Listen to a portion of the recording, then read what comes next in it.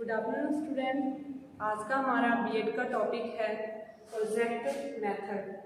Video शुरू करने से पहले प्लीज़ आप नई नई वीडियो देखने के लिए इस चैनल को लाइक कीजिए, शेयर कीजिए और सब्सक्राइब कीजिए। चलो चलते हैं अपने टॉपिक की ओर। प्रोजेक्ट मेथड क्या है? प्रोजेक्ट मेथड परियोजना विधि। परियोजना विधि किसी भी कार्य की पहले से प्री प्लानिंग करना, योजना बनाना क्या कहलाता है? परियोजना। सर्वप्रथम इसका विचार था जो वो जॉन डेवी के द्वारा प्रस्तुत किया गया था। जॉन डेवी अमेरिका के कोलंबिया विश्वविद्यालय के शिक्षाविद थे।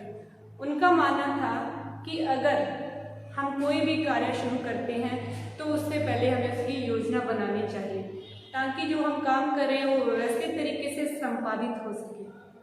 जब हम कोई कार्य शुरू करते हैं उसकी हमने प्लानिंग नहीं की, ऐसा नहीं है वो काम नहीं होता, वो काम हो भी जाता है, लेकिन जो उसके रिजल्ट हमें चाहिए वो अच्छे नहीं मिल पाते। अगर हमें पॉजिटिव रिजल्ट, संतोषजनक रिजल्ट चाहिए ना, तो इसके लिए हमें किसी भी कार्य की प्री प्लानिंग करनी चाहिए, परियोजना बनानी चाहिए। तो इसका विचार अमेरिका के शिक्षा शास्त्री जॉन डेवी के द्वारा दिया गया। उसके बाद उनके शिष्य थे किलपैट्रिक, उन्होंने परियोजना विधि को, प्रोजेक्ट मेथड को शिक्षा के क्षेत्र में उपयोग करना शुरू किया था 1980 में। तो उनका क्या मानना था कि परियोजना सहकारिता आधारित क्रियात्मक विधि है, यानी कि बच्चे इसमें क्या करते हैं, किसी भी कार्य को स्वयं करके देखते हैं, आगे बढ़ते हैं, कोई प्रॉब्लम उनके सामने आती है तो वो उसका सल्यूशन करके अपने लक्ष्य तक पहुंचते हैं। यानी कि सभी के सहयोग के साथ चलने वाली यह एक प्रक्रिया होती है। इसी के साथ किलपैट्रिक का मानना है परियोजना एक सौदेश्य पूर्ण क्रिया है जिससे सामाजिक वातावरण में मन लगाकर पूर्ण किया जा सकता है। इसमें कौन कौन से सिद्धांत शामिल हो जाते हैं? स्वरुचि का सिद्धांत और स्वगति का सिद्धांत। यानी कि अगर हम किसी चीज की प्लानिंग कर रहे हैं, जब कोई भी कार्य कर रहे हैं व्यवस्थित तरीके से, तो वो क्या करते हैं कि बच्चे शिक्षण के क्षेत्र में इसका प्रयोग करने का क्या उद्देश्य है कि बच्चे अपनी स्वगति से सीखें। भिन्न भिन्न योग्यताओं वाले बच्चे होते हैं, अपनी एबिलिटी के अनुसार सीखते हैं। वही बात जहाँ पे है कि अपनी रुचि के अनुसार सीखें, उनकी जो गति है उसके अनुसार सीखते हैं। इसी के साथ साथ भारत में महात्मा गांधी जी की बेसिक शिक्षा के द्वारा परियोजना विधि को भारत में लागू किया गया था 1937 से 1939 तक। नेक्स्ट हम चलते हैं प्रोजेक्ट प्रणाली में, जो प्रोजेक्ट मेथड के स्टेप्स हैं उनकी तरफ। तो सबसे पहले क्या है प्रोजेक्ट प्रणाली कि बच्चों को कोई शिक्षण के क्षेत्र में पाठ पढ़ाने के लिए इसका प्रयोग नहीं कर सकते। अदर एक्टिविटीज के द्वारा प्रोजेक्ट प्रणाली को, प्रोजेक्ट विधि को, परियोजना विधि को समझाया जाता है। जैसा कि बगीचा निर्माण करना हो गया, कोई भी बाल मेले का आयोजन करना है, उसके थ्रू हम परियोजना विधि लागू कर सकते हैं। बचत बैंक खाता, उसके लिए हम परियोजना विधि लागू करके देख सकते हैं। उसी के साथ साथ सामाजिक समारोह कोई हो रहा है उसके लिए हम प्लानिंग क्या है कर सकते हैं। तो प्रोजेक्ट मेथड में स्टेप्स की तरफ जाते हैं। परिस्थिति, फर्स्ट स्टेप परिस्थिति उत्पन्न करना, योजना चुनना, थर्ड है कार्यक्रम बनाना, नेक्स्ट है कार्यक्रम क्रियान्वित करना, फिफ्थ है कार्य का निर्णय या मूल्यांकन और लास्ट में कार्य का लेखा। सबसे पहले अगर हमारे पास कोई लक्ष्य या उद्देश्य है, वहां तक पहुंचना के लिए हम अनेक प्रयास करते हैं। तो सबसे पहले हमारे पास कोई लक्ष्य, कोई उद्देश्य होना चाहिए, तभी हम कोई कार्य कर सकते हैं। तो सबसे पहले क्या है कि अगर हम इन स्टेप्स को लागू करके देखते हैं कि एक विद्यालय में एक टीचर्स के द्वारा सोचा जाता है कि इस स्टेप्स को लागू करके देखा जाए, तो उसमें क्या रहेगा?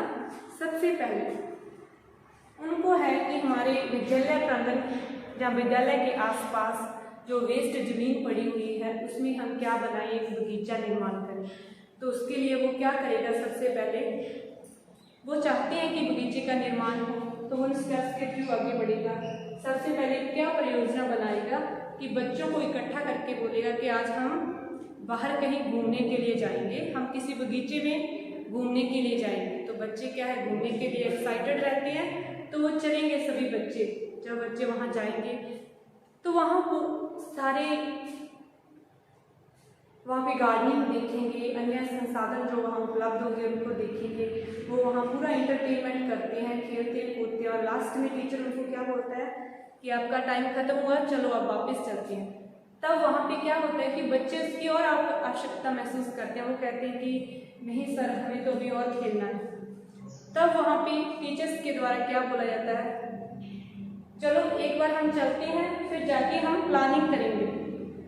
तो वहाँ क्या हो गया कि कंडीशन उत्पन्न कर दी, हो गई कंडीशन उत्पन्न। अब क्या हुआ, विद्यालय प्रांगण में आया जाता है और बच्चों को बोला जाता है कि अगर आप चाहते हो कि आप रोज ऐसे ही बगीचे में खेलो तो आपको क्या करना पड़ेगा, एक बगीचे का निर्माण। तो वो आगे से बच्चे वो कैसे सर, फिर सर के द्वारा बोला जाएगा कि हमारी योजना बनाएंगे हम कि विद्यालय के पास जो वेस्ट जमीन है उसके ऊपर हम क्या करेंगे, एक बगीचा बनाएंगे। ठीक है, तो अब क्या है, पूरा कार्यक्रम बनेगा, फिर सारे बच्चों को एकत्रित किया जाएगा और उसमें बताया जाएगा कि कौन क्यारियां बनाएगा, कौन पौधे लेकर आएगा और कौन कौन पौधारोपण करेंगे।